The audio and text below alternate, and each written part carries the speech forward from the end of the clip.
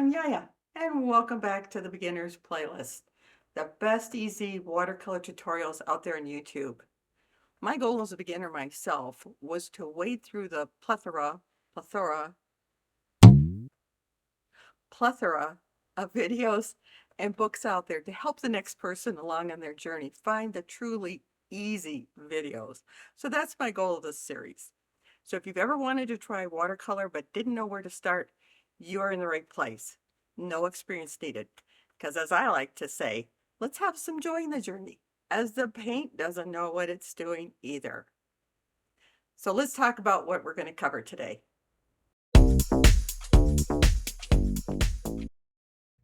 Today we're going to do an overview of a bunch of the many watercolor styles out there.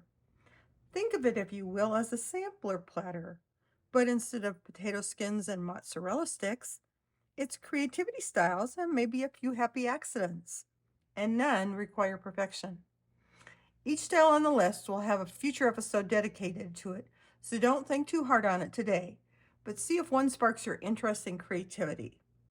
The 7 styles that we're going to talk about today include the following: loose florals, mixed media, abstract, lettering, realistic botanicals, landscapes, and folk art. Let's start with loose florals. If you've done all of the videos so far, you will have had some exposure to loose florals already. No need for perfection in the petals here, which is why it's so easy to do. It's fun, freeing, and a great way to learn how watercolor moves. Plus, your flowers will never judge you. So these are 2 examples of mine. You saw this one last time if you watched the video. Again, just what it says, loose florals. Another example is you did this as a homework. A video exercise from a couple, I think it was the first episode or the second episode. Anyway, as you can tell, mine has a few added marks on it, which transitions us into the second type, which is mixed media. Mixed media is just a fancy way of saying, why use one art supply when you can use them all? You can mix watercolor with my favorite, ink, which is what I did here. And you can use acrylic markers, salt, stamps, whatever you can think of. So as usual, if this looks sort of familiar, again, it was one of the assigned videos, and then I got crazy happy with it and dug out my acrylic markers in this case and added polka dots and gold lines around. So I like to embellish them. So this is another example of mixed media. And finally underneath, this is kind of a fun one, and it's kind of a cross of mixed media and abstract. You'll notice that in my next examples too, is that there's a fine line between mixed media and abstract.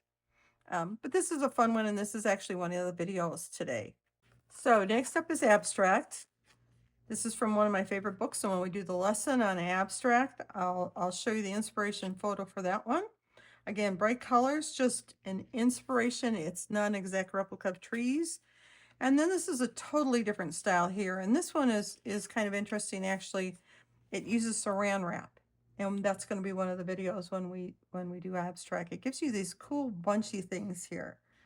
And this one I actually did, even though there's black on here, that's black paint, I didn't put any ink on this one. So that one really is abstract with splatters and some fun things. So we're going to go through that in that lesson. Next on the list is lettering. Watercolor lettering is a beautiful way to make cards, posters, and personalize some of your pieces. So this is what my practice work looks like. And again, we'll have a whole lesson on this where we talk about changing the colors and so forth. And what I do for practicing lettering, because I can't do a straight line unless I really try, and when I do cards, here's your hint of the day. I take a ruler and make a light line here to keep my lettering straight, and then go back and erase it when the paint is dry. But for practice, this is by Strathmore. It's not a watercolor paper, but guess what? It's lined. And so some of these here, you have some of them on one of the pages here, is this paper with my practice work on it. So again, it keeps you straight. So again, cheaper than watercolor paper and a good idea for practice. Next up is more realistic botanicals. We'll slow down from loose florals and paint some flowers that mostly look like flowers. We'll use sketching, lighter strokes, layering, and even some moments that leaf seemed to grow a little bigger there. Well, we can call it a wildflower and say that's just the way it grows. So this is one of my examples that I actually had a photo, and it was a composite of these three pieces that, it was of a bush, so they weren't all on the same branch. But that's an example of what I say when I talk about more realistic botanicals. Next on the list is landscapes, and this is your assignment for today. And I just wanted to point out in mind, the name of this one has something to do with sunbeams. If you know where my sunbeams are, they are there sort of, but first try at landscape, not my best, but it was still fun to do. So I hope you enjoy that. And if you remember from the last video, I showed you to that night sky with the Big Dipper on the Arches paper. Again, a different landscape, but another example of what landscapes can be. And last up on the list is folk art. And folk art leans into simplicity, sometimes symbolism. It's often flat, but very colorful and filled with patterns, sometimes animals, and sometimes heritage themes. Who knew the polka dots were a folk art? So again, this is a very simple folk art, but it is your video to watch today, and it's fun. It doesn't take long, and it was fun to create. And my last folk art here, this is actually one of your assignments too, and I think I put it under either mixed media or abstract because it fits into all those buckets. We've got mixed media on here. It is abstract, and it's got some of the fun stuff associated with folk art. So again, more on folk art samples when we get to the lesson.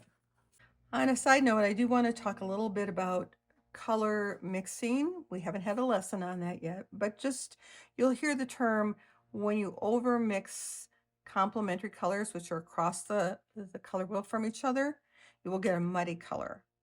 So that's what I was trying to display in here. They started out the screen. All of them were the screen color here behind the polka dots. And on this side, I added the neighbor to green, which was a blue shade, which is what you can see here in the stems. And it made them kind of pretty. I like them. On this side, however, I took the complementary color to the green I used, and it was an orange. And notice what happens if you put an orange on top of the green. There's your mud. There's your muddy color. So just keep that in mind when you're mixing complementary colors, that they can make a nice muted color, but go easy on them or you'll end up with the mud color.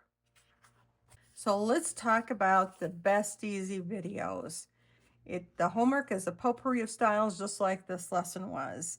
And it looks like a lot, and it is a lot. However, only the first two are what I'm saying strongly recommended. They're just general watercolor techniques, but they're both fun. The third one down, the Complete Beginner's Guide to Watercolor, is about a 2-hour tutorial. I've watched the whole thing. It has a lot of good information, but if your time doesn't allow 2 hours for it, that's why I put that as optional. And then below that, you have a video for each of the styles we talked about here. And most of them are short, simple, and fun to do. So again, you can do them all to find out what you think you like, or if you know what you like, you can just do those. I'd recommend doing them all because it'll give you a better idea of what you want to start looking into. One note I wanted to talk about is the abstract is a Facebook video. When you click on the link, you'll get a box that pops up prompting you to log into Facebook. However, I don't have a Facebook account. If you just hit the X and close that box, the video will play for you. Thanks for watching and coming along with me today. If you found this video helpful, please click the like button and the subscribe button below. It helps support the channel. And if you want to be notified when the next video is out, hit the bell and you will receive a notification.